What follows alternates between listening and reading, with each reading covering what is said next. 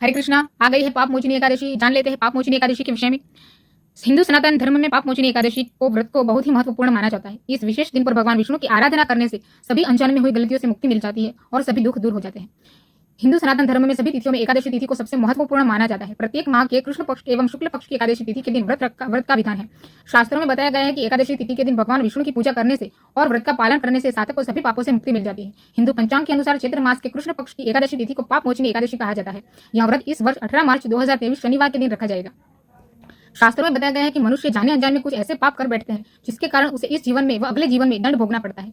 ऐसे में इन पापों से बचने के लिए पाप मोचनी एकादशी व्रत को बहुत ही महत्वपूर्ण माना जाता है। आइए जानते हैं पाप मोचनी एकादशी व्रत का महत्व और उसके नियम।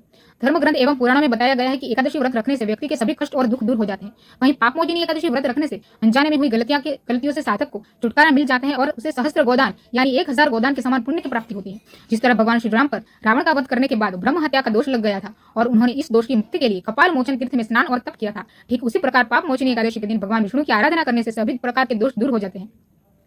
शास्त्रों में बताया गया है कि जाने अनजाने में किए गए पापों से मुक्ति प्राप्त करने के लिए साधक को पाप मोचनी एकादशी के दिन निर्जल उपवास रखना चाहिए। यदि व्यक्ति का स्वास्थ्य ठीक नहीं हो तो वह फलाहारी या जलीय व्रत रख सकते हैं। निर्जल उपवास रखने से पहले दशमी तिथि के दिन सात्विक आहार ही ग्रहण करना चाहिए और एकादशी तिथि के दिन भगवान विष्णु की उपासना विधि विधान से करनी चाहिए।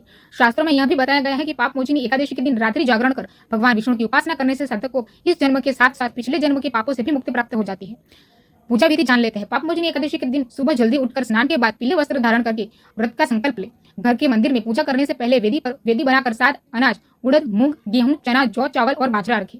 वेदी के ऊपर कलश की स्थापना करें और उसमें आम या अशोक के 5 पत्ते लगाए।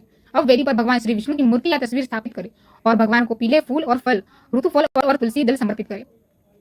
फिर धूप दीप से विष्णु जी की आरती उतारें। शाम के समय भगवान विष्णु की आरती उतारने के बाद फलाहार ग्रहण करें। पाप मोचनी एकादशी व्रत के दिन रात्रि में शयन नहीं करना चाहिए बल्कि भजन व कीर्तन करते हुए जागरण करें। अगले दिन ब्राह्मण और गरीब को भोजन कराएं और दान दक्षिणा देकर विदा करें। इसके बाद खुद भी भोजन कर व्रत का पारायण करें। पाप मोचनी एकादशी व्रत हर साल चैत्र मास के कृष्ण पक्ष की एकादशी की तिथि को रखा जाता है। यह व्रत होली के बाद की पहली एकादशी होती है। पाप मोचनी एकादशी के दिन भगवान विष्णु की पूजा करते हैं और व्रत रखते हैं। इस व्रत को करने से मनुष्य को कई जन्मों के पापों से मुक्ति मिल जाती है। पाप मोचनी एकादशी को पौराणिक कथा में बताया गया है कि मोचनी एकादशी के दिन भगवान विष्णु की पूजा करते हैं और व्रत रखते हैं। इस व्रत को करने से मनुष्य को कई जन्मों के पापों से मुक्ति मिल जाती है। पाप मोचनी एकादशी की पौराणिक कथा में बताया गया है कि अप्सरा मंजू घोषा ने पाप मोचनी एकादशी का व्रत करके पिशाच योनि से मुक्ति पाई।